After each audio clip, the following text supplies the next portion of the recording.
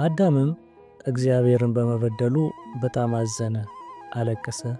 እግዚአብሔርም ይህን ባየ ጊዜ አዘነለት፣ ቃል ኪዳንም ገባለት። ከ5500 ዘመን በኋላ ከልጅ ልጅ ተወልጄ ሰው ሆኜ አድንሃለሁም አለው። ከ5500 ዘመን በኋላም በናዝሬት ገሊላ ቅዱስ ገብርኤል ወደ አንዲት ማርያም የምትባል ድንግል የብስራትን ዜና ያበስራት ዘንድ ተላከ። እርሱም ወንድ ልጅ ትወልጃለሽ፣ ስሙንም ኢየሱስ ትዪዋለሽ ብሎ አበሰራት። ንጉሡ ሕዝቡ ይቆጠር ዘንድ ባዘዘ ጊዜ እመቤታችን ጠባቂዋ ዮሴፍን አስከትላ ወደ ቤተልሔም ተጓዘች። ቤተልሔም በደረሱ ጊዜ ማደሪያ አልነበረምና በግርግም አረፉ። ጌታችን ኢየሱስ ክርስቶስም በግርግም ተወለደ። መልአኩ ገብርኤልም በአካባቢው ለነበሩ እረኞች አበሰራቸው። መላእክትና እረኞችም በአንድ ላይ አምላክን አመሰገኑ። ሦስቱ ጠቢባን መንገድ መሪ ኮከብ በመከተል ጉዞ ጀመሩ። ከጌታም ግርግም ደረሱ። ስጦታንም አበረከቱለት።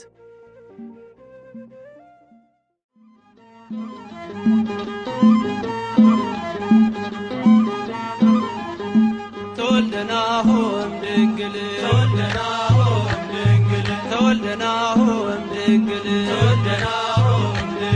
ሲነገር ነበር በነቢያት አፍ እምድንግል በአንዱ በእግዚአብሔር በአንዱ በመንፈስ እምድንግል አንድ ቀን እንዲሆን ፀሐይ እንዲወጣ እምድንግል የናፈቅነው ንጉሥ ሥጋ ለብሶ መጣ እምድንግል ወልደናሁ እምድንግል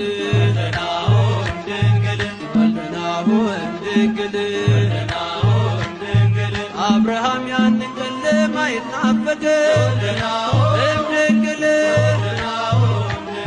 ዳዊት በኤፍራታ ልደቱን አወቀ እምድንግል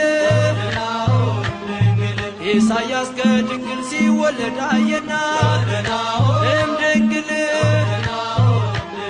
ትንቢት ተናገረ ምልክት አለና እምድንግል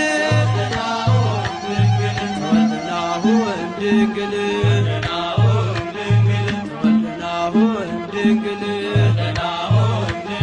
ኮከብ ከያዕቆብ ይወጣል ሲባል እምድንግል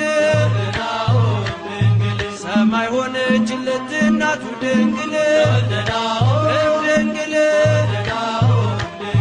በሕዝቡ መካከል ሆኖ የሚያበራ እምድንግል በእርሱ ፈራረሰ የጨለማው ሥራ እምድንግል ወልደናሁ እምድንግል